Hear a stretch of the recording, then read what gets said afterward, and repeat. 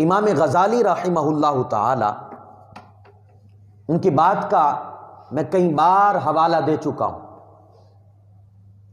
آپ فرماتے کم من مستغفر معتوب و معقوب، بہت سارے توبہ کرنے والے، استغفار کرنے والے، اللہ رب العزت کا ان پہ عذاب رہتا۔ امام غزالی فرماتے ہیں، اور آگے فرماتے وہ کم من ساکت مرحوم، اور بہت سارے خاموش ہیں، استغفار نہیں بھی کرتے، باوجود اس کے ان پہ اللہ کی رحمتوں کا نزول رہتا۔ وہ زبان سے استغفر اللہ نہیں کہہ رہے، اس کا ورد نہیں کر رہے، کثرت نہیں کر رہے، لیکن باوجود اس کے اللہ کی رحمت ان پہ نازل ہو رہی ہے۔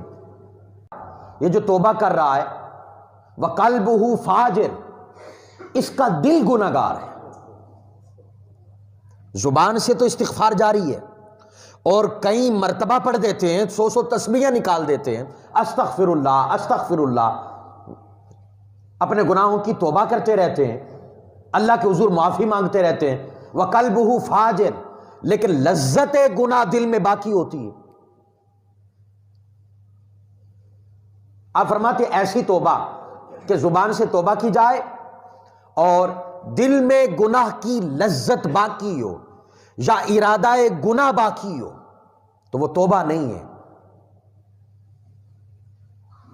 حضرت رابعہ بصری فرماتی ہے نا کہ ہماری توبہ کو بھی توبہ کی ضرورت ہے، جیسے ہم توبہ کرتے ہیں نا، اس پہ بھی توبہ بنتی ہے کہ اللہ سے وعدہ کر کے پھر گئے، اس توبہ پہ بھی توبہ بنتی ہے۔ کیسی توبہ ہم کرتے ہیں؟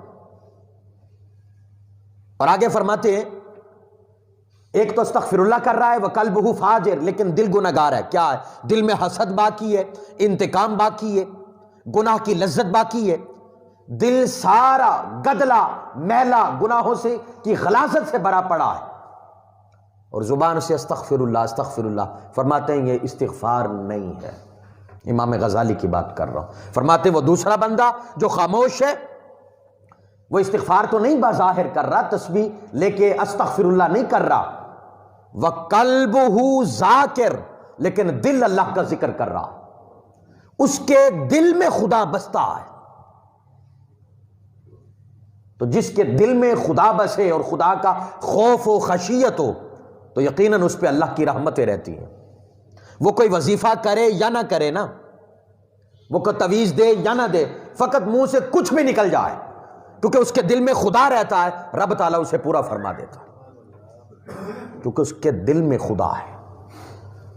اور جس نے فقط بظاہر ورد رکھے لیکن ان کی کیفیات کو قلب پہ محسوس نہ کیا تو یاد رکھیے گا یہ ظاہراً توبہ ہے، حقیقتاً توبہ نہیں ہے۔